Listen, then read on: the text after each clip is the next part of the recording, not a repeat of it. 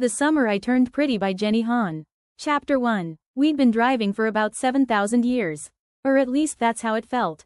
My brother, Stephen, drove slower than our Grana. I sat next to him in the passenger seat with my feet up on the dashboard.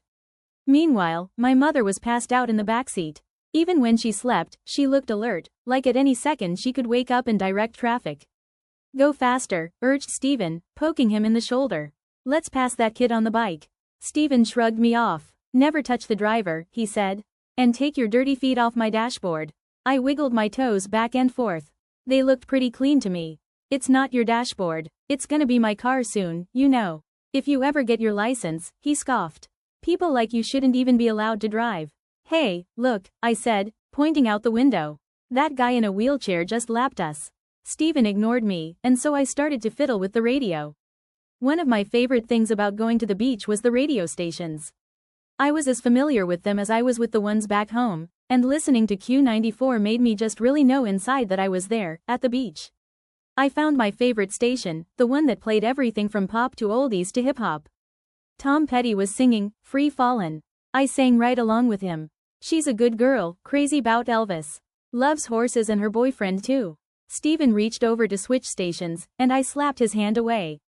Belly, your voice makes me want to run this car into the ocean. He pretended to swerve right. I sang even louder, which woke up my mother, and she started to sing too.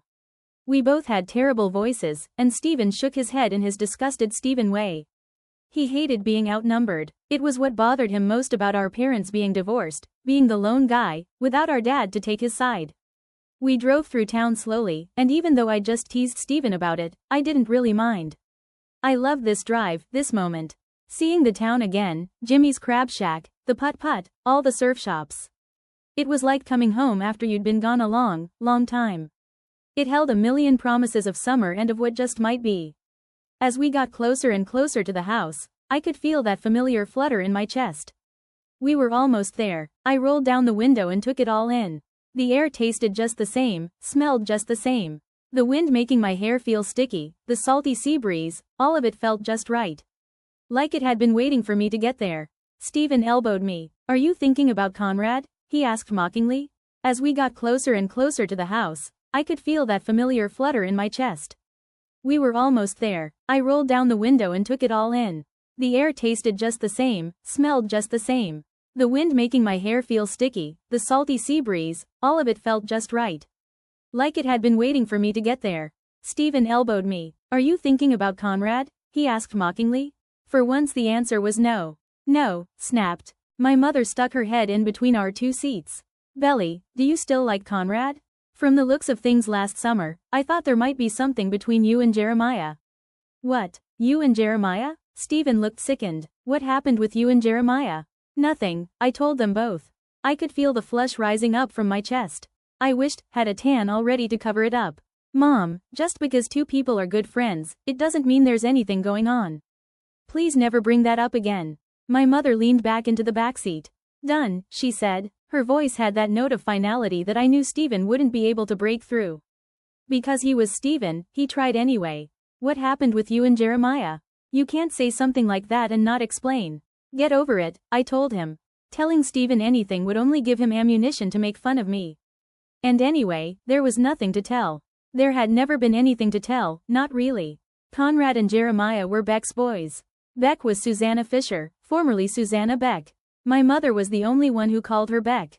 They'd known each other since they were 9, blood sisters, they called each other. And they had the scars to prove it, identical marks on their wrists that looked like hearts. Susanna told me that when I was born, she knew I was destined for one of her boys.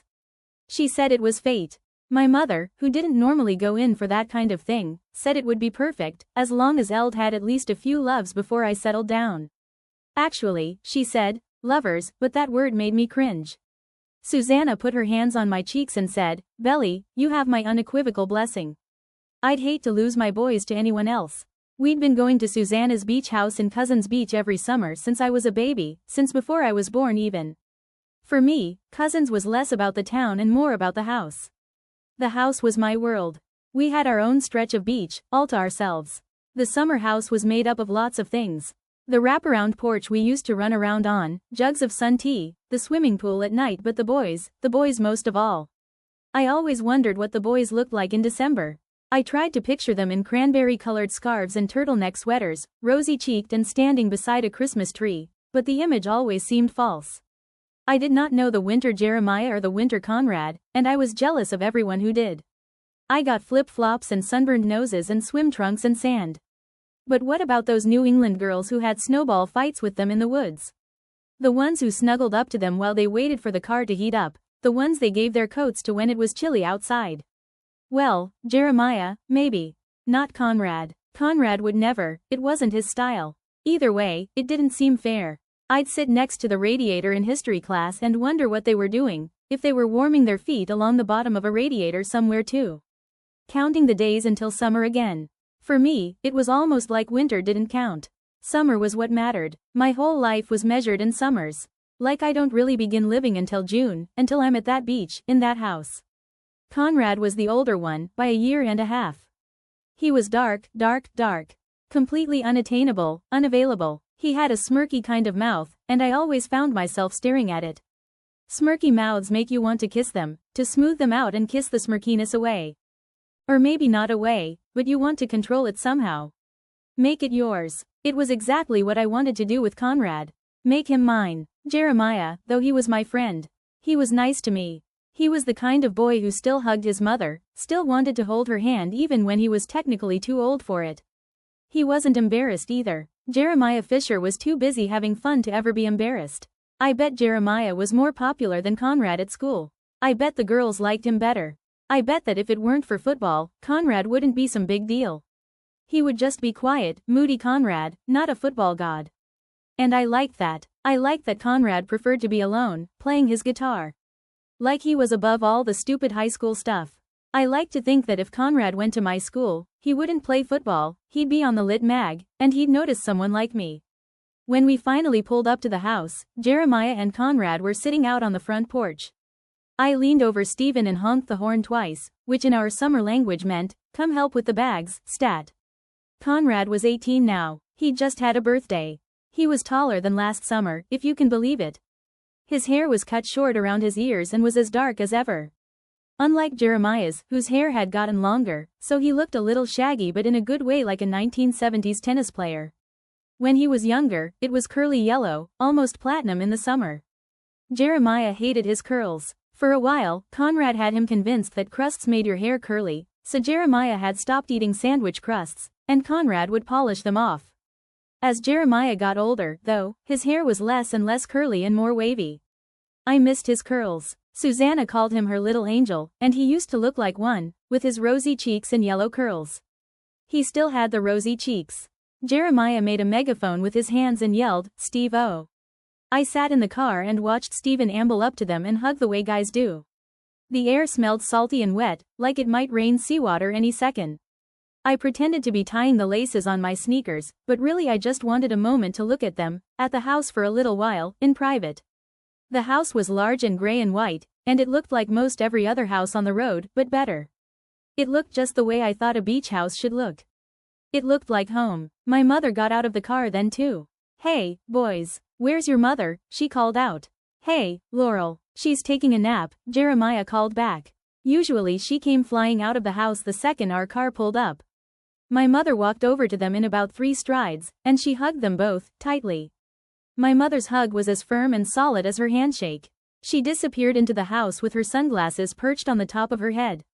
I got out of the car and slung my bag over my shoulder. They didn't even notice me walk up at first. But then they did. They really did. Conrad gave me a quick glance over the way boys do at the mall. He had never looked at me like that before in my whole life. Not once. I could feel my flush from the car return. Jeremiah, on the other hand, did a double take. He looked at me like he didn't even recognize me. All of this happened in the span of about 3 seconds, but it felt much, much longer. Conrad hugged me first, but a faraway kind of hug, careful not to get too close. He'd just gotten a haircut, and the skin around the nape of his neck looked pink and new, like a baby's. He smelled like the ocean. He smelled like Conrad. "I liked you better with glasses," he said, his lips close to my ear. That stung. I shoved him away and said, "Well, too bad. My contacts are here to stay." He smiled at me, and that smile, he just gets in. His smile did it every time. I think you got a few new ones, he said, tapping me on the nose. He knew how self-conscious I was about my freckles and he still teased me every time. Then Jeremiah grabbed me next, and he almost lifted me into the air. Belly buttons all growed up, he crowed. I laughed. Put me down, told him. You smell like Bo. Jeremiah laughed loudly. Same old belly, he said, but he was staring at me like he wasn't quite sure who Elle was. He cocked his head and said, something looks different about you, Belly. I braced myself for the punchline. What? I got contacts. Wasn't completely used to myself without glasses either. My best friend Taylor had been trying to convince me to get contacts since the 6th grade, and Eld finally listened. He smiled. It's not that. You just look different. I went back to the car then, and the boys followed me. We unloaded the car quickly, and as soon as we were done, I picked up my suitcase and my book bag and headed straight for my old bedroom. My room was Susanna's from when she was a child. It had faded calico wallpaper and a white bedroom set. There was a music box I loved. When you opened it, there was a twirling ballerina that danced to the theme song from Romeo and Juliet, the old-timey version. I kept my jewelry in it. Everything about my room was old and faded, but I loved that about it. It felt like there might be secrets in the walls, in the 4-poster bed, especially in that music box. Seeing Conrad again, having him look at me that way, I felt like I needed a second to breathe.